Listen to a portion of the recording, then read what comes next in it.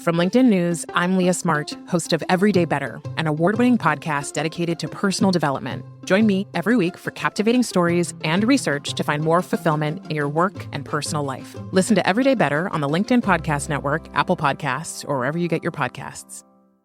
From LinkedIn News, I'm Jessie Hempel, host of the Hello Monday podcast. Start your week with the Hello Monday podcast. We'll navigate career pivots. We'll learn where happiness fits in. Listen to Hello Monday with me, Jessie Hempel, on the LinkedIn Podcast Network or wherever you get your podcasts.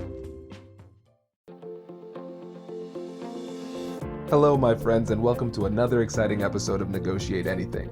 Negotiate Anything is produced by the American Negotiation Institute, and with over 3 million downloads and listeners in over 180 countries, listeners just like you have made it the #1 negotiation podcast in the world. I'm Kwame Christian, and I'm the director of the American Negotiation Institute. We're growing, and I want to introduce you to our new team members and new trainers. This will give you new and diverse perspectives on negotiation and conflict resolution. And that's why Shane Martin, our head of sales and partnerships, is going to serve as co-host of the show from time to time. We're excited to continue to provide you with the best content that will help to make your difficult conversations easier, both at work and at home. Lastly, our team conducts negotiation and conflict resolution trainings in the United States and abroad. Our trainings will give you the practical skills you need to resolve conflict, negotiate, lead, and persuade with confidence. Click the link in the description below to learn more about how we can make your difficult conversations easier. Nashater, thanks for joining us today. Great to be with you, Kwame. Thanks for inviting me. It is our pleasure, my friend. So how about you get us started by telling us a little bit about yourself and what you do? So I am a psychologist in background. I've trained as a clinical and forensic psychologist. And really what that means is I've worked with some pretty challenging people and people who've been in challenging situations. So I worked in a maximum security environment with offenders and those who might be classified as psychopaths, and went on to work with the military, returning from war zones, treating post-traumatic stress disorder and head injuries. I now work with leaders, coaching them in the skills that I was trained in having effective influence and working with negotiation, which is perhaps what brings me here with you today. Absolutely. And you have a book that's out. Can you tell us about that too? I do. I have a book that was released last year, my first book, my only book, called The Leadership Pin Code: Unlocking the Key to Willing and Winning Relationships. And essentially it's a handbook for leaders on the very practical tips that I've learned and I'm now sharing with them on how they can have those impactful conversations, building trust in relationships, and very much about how you can do that in every conversation, every day of the week. Okay, now for the listeners, they might say, wow, that book sounds fascinating. I should buy that. And they should say that. And they should say also, your work is really fascinating, but they might not see the connection between the two. So where is the synergy? You know, the synergy is that a lot of the work that I had to do was building relationships with people who had very different experiences to my own and perhaps were resistant to change or were perhaps not very motivated to work with somebody like a psychologist on some of the challenges they were facing. So I was trained in skills around conversation, understanding how you can use body language to communicate and build relationships, and very much what I call the ABC of how we develop trusting relationships with other people. And what I've done in the book is I've shared that toolkit. So understanding your advanced preparation, that's the A, your body language, which is B, and C, the conversation you have. Those very basic skills that actually can make all the difference between working with somebody collaboratively and perhaps getting through those difficult conversations and conflicts that you might have. That's interesting. And I think one of the things that's most interesting to me coming from this field is that you put the C last, of course. That's how A, B, and C kind of relate to each other in general. Right. But especially when you're thinking about leadership, negotiation, persuasion, conflict resolution, a lot of people start with the conversation part, but you didn't start there. And I'm assuming there's some level of intentionality behind that too. It's very intentional, Kwame, and you will know this from negotiations that perhaps 80%, if we want to put a figure on it, of your effectiveness in a negotiation is really about your advanced preparation. It's the research that you do on the people that you're going to meet with, that you want to negotiate with or have impact with. Is what you know about their intentions and their interests, their motivations, their drivers. And so it's very intentional that I put the advanced preparation, at the beginning, not just because it's A in the ABC, but because actually that is where most of your success comes from, is in doing your homework, much as you would if you were going for an interview and you'd try and figure out who's going to be interviewing me, or if you're the interviewer, who is this candidate who's going to come in front of me? I need to know a little bit more about them. So for me, the ABC is intentional in its order, and advanced preparation is much more important than actually the words that come out of your mouth. Research shows, doesn't it, and you would be familiar with this, that most of our impact is to do with how we speak, how we communicate, not so much the words that we speak. Right. And based on what you've seen with people in the professional world having difficult conversations, when it comes to advanced preparation, I think that's one of the things that people really struggle with. So I know the listeners are probably tired of hearing me say that. But I'm going to say it again. If you go to our website, AmericanNegotiationInstitute.com/guide, you can get access to all of our free negotiation guides. Preparation guide is one of them, but it's over 15 guides to help you walk through and systematically prepare. And one of the reasons why we do this is because people don't fully understand and appreciate what true preparation is. And in this world where we're all part of the cult of busyness, a lot of times what I realize is that a lot of professionals can trick themselves into believing that they don't have time to prepare effectively for these impactful conversations. So first, can you tell us a little bit about the time that it would take to do the preparation? And then after you talk about that, we'll talk about what it actually looks like in practice. It's one of those frustrating answers, isn't it? It depends. Sometimes you can do very little preparation. That's all that's needed. Maybe that's all you've got time for. Let's say you're walking along the corridor and you bump into somebody you previously had a difficult conversation with, and you know that you need to work with them again, and it's an opportunity for you to either walk past them and ignore them, or take on the opportunity for resetting that relationship and trying to create a connection with them. You don't have much time walking down the corridor to prepare what you want to say, but you do have some time. And I often say to leaders, and what I've tried to do in my book and my work, is simplify what can feel like a very complicated advanced preparation process.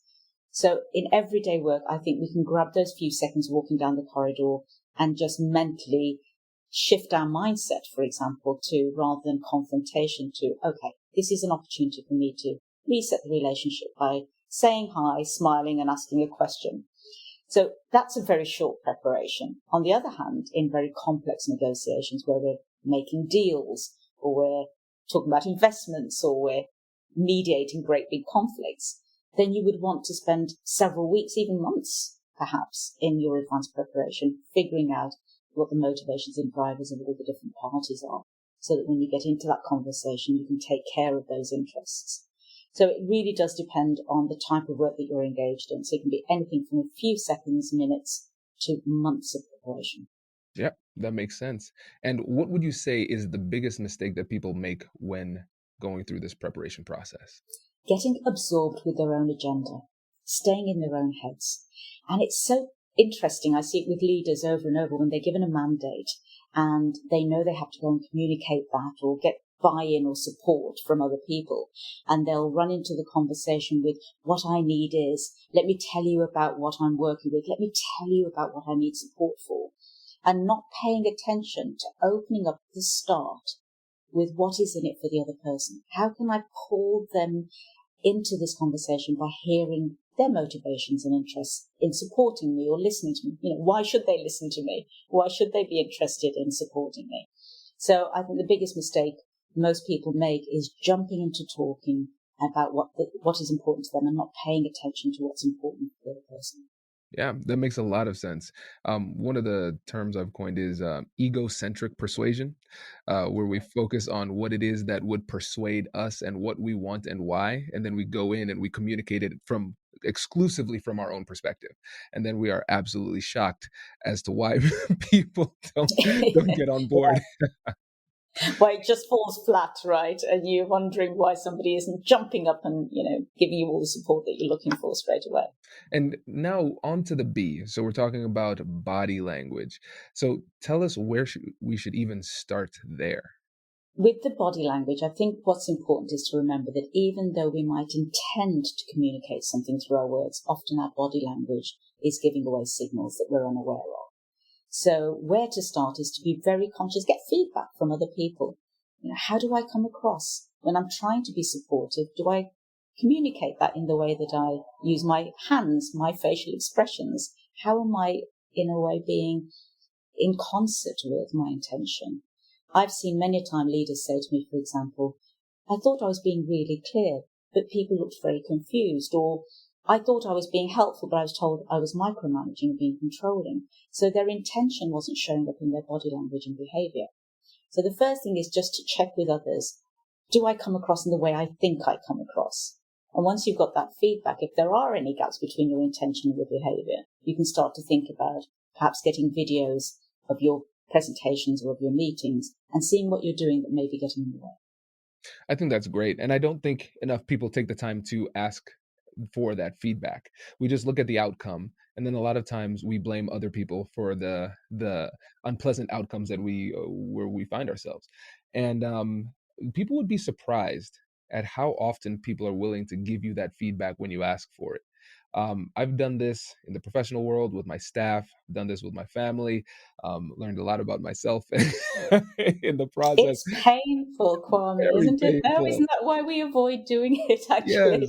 Yes. To your point, I think the reason we don't ask for it is because when people are commenting on our body language, it's quite a personal reflection, isn't it? It's quite different to saying, whether you've achieved something well or didn't. It's about you, and I think we struggle often getting that very personal feedback. The other challenge is, who do you ask for that? Your family may be kind or brutal, one way or the other, and perhaps not filtered enough in giving you the information in a way that is easy for you to digest or accept.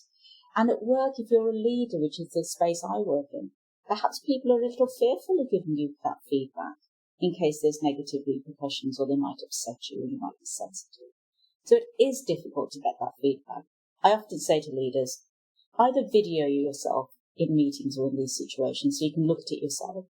Or if you do have a trusted confidant like a coach or somebody else in the business who isn't directly reporting to you, but you trust their opinion, maybe ask them to give you some feedback. Does your company invest in professional development training? If you believe that your team would benefit from a negotiation workshop, all you need to do is go to our website, fill out the workshop request form, and then we'll set up a time to chat. These workshops are completely customizable, and we've done them all around the country. Negotiation and conflict resolution skills are beneficial across all professions, but they're especially useful in procurement, purchasing, sales, sourcing, and contract management. Our calendar is filling up quickly, and we even have some workshops scheduled for next year. If you think you might want one, I'd suggest reaching out soon so you don't miss out. Check out the link in the description to learn more. And now, back to the show. Brace the rudders! Raise the sails! Raise the sails! Captain, an unidentified ship is approaching. Over. Roger. Wait, is that an enterprise sales solution? Reach sales professionals, not professional sailors. With LinkedIn ads, you can target the right people by industry, job title, and more. We'll even give you a $100 credit on your next campaign. Get started today at linkedin.com/marketer. Terms and conditions apply. That makes a lot of sense. And as you're asking people for this feedback, so let's assume that the people listening don't have access to a coach like this, and the only way they can get their feedback is by asking the people around them for feedback. What can they do to make the people that they're talking to feel safe in providing that feedback freely without ramifications? It's a great question. I think you have to start with making sure that the people that you ask, first of all, there's no authority gap or power gap between you and them, because that will always be a bit of a challenge that you're asking people who perhaps will be concerned about the consequences for them in giving you that feedback. So look for peers or look for people outside of your direct reporting line. That's the first thing. Secondly, when you do ask for feedback, let them know that you are open to it by setting the expectations and asking them to provide feedback on very concrete aspects. So rather than going into the conversation and just saying, I'd love some feedback on how I come across, people don't really know what kind of feedback you're looking for or how open you are to very specific feedback. So you might say, when I present, I'd love you to, if you would give me some feedback on whether I'm clear enough or how I use my hands, or is there anything that I'm doing that is interfering with my message? So be very concrete in your ask and then be very quiet while they respond. The third piece of advice I give is if they do share feedback with you that you don't agree with or you don't like, accept it gracefully since you've asked for feedback and don't defend. It's very natural for us to go, yes, but what I was trying to do, I know you're saying I was waving my hands, but the reason I was doing it was, and we launch into this defensive explanation, having invited the feedback. And so I have to encourage leaders to say, thank you, I accept the feedback, I'll go away and reflect on it. And do that, go away and reflect on it and think about what truth there might be, even if you were feeling a little sensitive or defensive. Okay, so these are gems, and I really want us to dig into this because I think when people hear what you said, especially the last two things where you say, be quiet while they respond and accept the feedback without defense. I think people can logically understand that. They say, okay, got it, I'll be quiet. Okay, got it, I won't be defensive. They don't get it, okay, and they will be defensive, right? Yes. So when it comes to being quiet, this might seem silly, right? But humor me here. When you say be quiet, what does that mean? That means listening without talking, but attending to the information. So instead of, what often happens when people go quiet is they start to have a conversation with themselves in their head, preparing the answer they're going to give. So they're not really listening to what's being said. They're listening to respond. They start to think about, she's mentioned me waving my hands. I'm already getting annoyed about that, and I'm going to prepare my response while she's still talking. So when I say be quiet, I literally mean don't speak, but pay attention to what is being said. And the only way you can truly test whether you've paid attention is to repeat back through summary what you've heard. So I'll often say to people, in order to be sure that you've been actively listening, there's only one way to show that. Can you summarize what was shared? If you can't summarize it, you weren't paying attention. So if you are being given feedback, test out that you've heard it and say to the person, for example, Kwame, if you were giving me feedback now on my body language, I'd listen, I'd stay quiet, and then I'd say, okay, let me see if I've understood you correctly.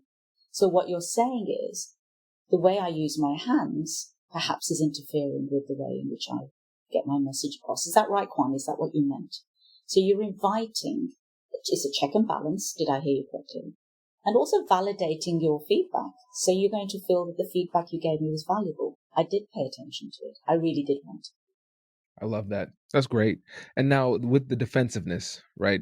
Let's actually break down what you mean when you are getting defensive, because a lot of times people will say, well, I'm not getting defensive. I'm just explaining what they don't understand, which is a really nice way of saying you're getting defensive.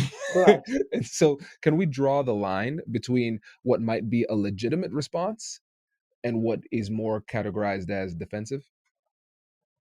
It's a very subtle distinction based on emotion, I believe. So when we are defensive, you can feel it in yourself. There's an emotion that's driving the urge to explain yourself. It might be irritation or annoyance or anger.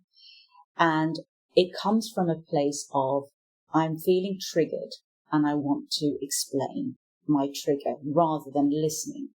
And when we are not defensive, but explaining, it doesn't come in the same way from an emotional need to push that information onto the other person.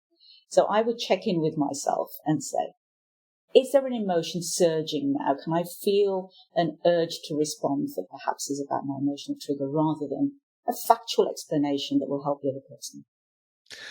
You know what's really interesting about that too is that, okay, we understand one can come from emotions more, and then the other one comes from just relaying facts. I think a really interesting distinction, it even goes beyond the feeling, because I'm starting to get a better understanding of when I'm feeling emotional and defensive. I feel it in my chest. I feel like I cannot, like, even if I wanted to, I couldn't stop saying what I wanted to say, that type of The thing. urge part. The Right? urge, right? And so the other thing is, taking a step back and asking yourself why it is you feel the need to say this. What is it that is driving me to say this? So even beyond the emotional side, what is the strategic value of saying this at this time? Is it just to elevate yourself because you feel like you've been taken down a peg? Or is it the fact that there is a legitimate misunderstanding that you are trying to clarify for the sake of the other person? Right? So this is great. I Right? love this. Because if Yeah. I have a misunderstanding, I see it, and it's just for me, then I could just kind of save that for myself and just eat it, and then have the person continue to share information that is only within their head and not within mine. So this is my only opportunity to get it. But if if it's not elevating them or helping the relationship at all, then that might be a sign that it is defensiveness in disguise. So I have a simple rule. In fact, I used this in a workshop just yesterday. And the simple rule I have is if you're going to give somebody feedback, whether it's corrective or explanatory, whatever it is, the simple rule is this. If it is to get something off your chest, don't do it. If it has a learning opportunity for the other person, feel free to share. And that, I think, summarizes what you've just said. But it's a very simple rule when people feel the urge to give, especially leaders want to give feedback to somebody, and they're justifying it as feedback, but really it's defensive reaction. So it's simple. If it's just because you feel the need to say it, go tell a friend, scream into a pillow, whatever you need to do. But if there's a learning opportunity for the other person and it benefits them, feel free to go ahead. Oh man, I hope people are really paying attention to this, because this is something that I've discovered through a little bit of self-discovery and introspection over the past month or so. I'm realizing that sometimes when I'm emotional, I feel the need to say things.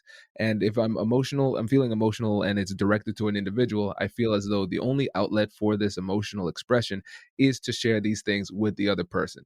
And what I'm realizing is that if I through meditation, I've recognized that emotions are kind of like energy. You think about it, it's neither good nor bad. It is an energy. How do you deal with that energy? And so what I've found is that if I sit down and viciously journal, I mean, like, people look at him like, oh, well, man, it looks like he's mad at that paper. I don't know what's going on.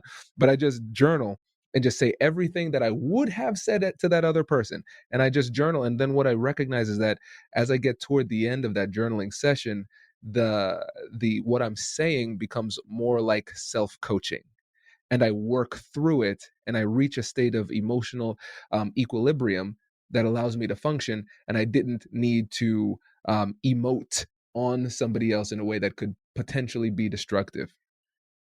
And what you're also doing, and I love that, journaling really works for a lot of people. And if you're not a journaler, you can, put it into your phone in notes so you can go and speak to somebody. The point is to express that energy in another direction than the person who you feel irritated with.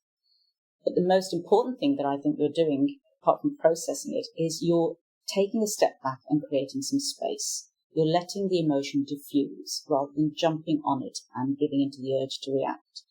When we're responding to our emotions, when they are high, and we described it, both of us use the word, this urge to say or this urge to share. The reason we're giving into the urge is to relieve ourselves, to purge ourselves of the discomfort of that feeling. It's out there then, the other person's got it, and we can relax, we feel better. So resisting the urge just to feel better for ourselves at the cost of somebody else is what's really important here, especially in negotiations and in building relationships in a work environment. If we just give in to our own urges to make ourselves feel better at the cost of the other person's feelings or emotions, then we're likely to damage these relationships, and in some cases may be irreparable depending on how we react. Absolutely. Oh, this is great. This is great. This feels almost like a therapy session. I don't know. Maybe it's like you have a background in psychology. I'm getting that vibe. Well, a lot of what I'm sharing probably is coming from my psychology background. I've worked with some pretty difficult people in difficult situations and had to think very carefully about choice of words, how I communicate. I was trained in these techniques as a forensic psychologist, the importance of how you frame what you say in case you get a reaction. I was working in some cases with people who had potential for violence. I could trigger that reaction in them if I was clumsy or not careful really about how I expressed myself to get the information I needed. So I think you're right. You're probably feeling a little bit of my psychological toolkit coming through now. I love it. I told you before, I'm a psychology nerd too. I just happen to be a lawyer, but I like the psych degree a lot more. I really do. And now what's really, really interesting about this, Nashita, is the fact that we've talked about preparation in depth. We've talked about body language in depth. We've talked about how to give and receive feedback. But we haven't really explicitly done a deep dive into the C, which is conversation, which again, which Right. is what most people would figure we would spend the majority of our time on. And so I think what would be interesting is to spend our time, or remaining time, focusing on some of the counterintuitive discoveries that you found with working with psychopaths and working with Right. leaders. So when it comes down to how to effectively have the conversations, what kind of comes to mind when you think about the outside of the box counterintuitive discoveries that you found? One of the counterintuitive discoveries I found was never to ask the question why of a person. And it's interesting because when things go wrong, and particularly in a work environment, we have a tendency to want to ask that straight away. Well, why were you late? Why did you not deliver on time? Why were you thinking that? And that simple question of starting with why can create such a defensive reaction in other people because it feels very personal and blaming. If I was to say to you, for example, Kwame, well, why are you asking me that question? It suddenly feels quite attacking, doesn't it? It's like, oh, okay, it's about me and she's annoyed with me. So one of the counterintuitive trainings really that I was exposed to was, how can you ask why without asking why? How can you use questions and steer the conversation so that you get data? Because essentially when we ask why, we're looking for data. We want explanations. We want information so that we can better understand what's happened. And how can we use open questions to get data? And actually, the more curious we are, and simple curiosity, Kwame, can make an enormous difference to how we phrase our questions and how we invite people to join us in that sharing of information. So instead of saying, well, why did you ask me that question? I'll say, so tell me more about what you were thinking when you asked me the question. Why don't you bring me into your mindset or experiences? How did that happen? When did it start? What was your first thought about? And when you start to open up for those, what I call the W questions, who, what, where, when, or how, the H, then you don't need why. Why is absent really in that toolkit. So you can get so much more information if you use the who, what, where, when, how type questions. And used effectively, and we don't have time to go into how you may set up an entire conversation and steer it using those, but between asking questions, effective use of silence, the summarizing we talked about earlier, and indeed mirroring what people say, which is very important in negotiations, you can have a very enriched conversation with somebody else, even when it's a difficult conversation, because you're avoiding blaming and you're inviting the other person to join you in this curious exploration of the data that you both want to know more about. That is a great point. And I tell you, when I discovered the dangers of asking why, and I started to look back on some of my other conversations, I see, oh, okay, now I understand why they got defensive. Now I understand why I didn't get as much information and why they might have responded with hostility. It's just the way that we ask the question. Even if your tone is in the right spot, people hear that word why and then they tend to get defensive. And so you're absolutely right. You can make them feel safe and still get the good or better quality, as good of or better quality of information by using other question alternatives. So I appreciate that. And before you go, I want again to let you give you an opportunity to let listeners know about your business, the book, and how they can get in touch with you. Oh, well, thank you, Kwame. I've enjoyed our conversation. And it's one of those conversations that when you're with, another psychology and legal nerd, and, I love your legal background and think in another life I might have pursued a similar career. It's always easy to carry on talking. So I appreciate the time you've given me today. So I work now with leaders, and you can find me on my website, which is progressingminds.com. So if there are leaders out there who would be interested in learning these kinds of techniques, they can find me there. And I'm very active on LinkedIn. So it's very easy. If you send me a personal message, I'm pretty good at getting back to people most of the time.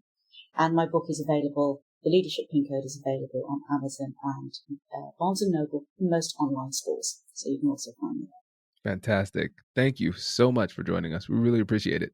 Likewise, Kwame. Great to see you today. Congratulations! You've just joined an elite club. By listening to a full episode, you're now officially on the Negotiate Anything team. So welcome aboard. What most team members do is they subscribe to the podcast because that allows them to automatically get the latest episodes of the show. The best things in life lie on the other side of difficult conversations.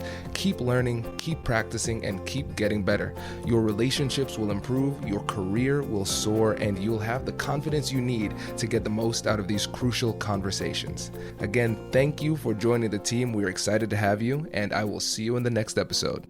I'll catch you later.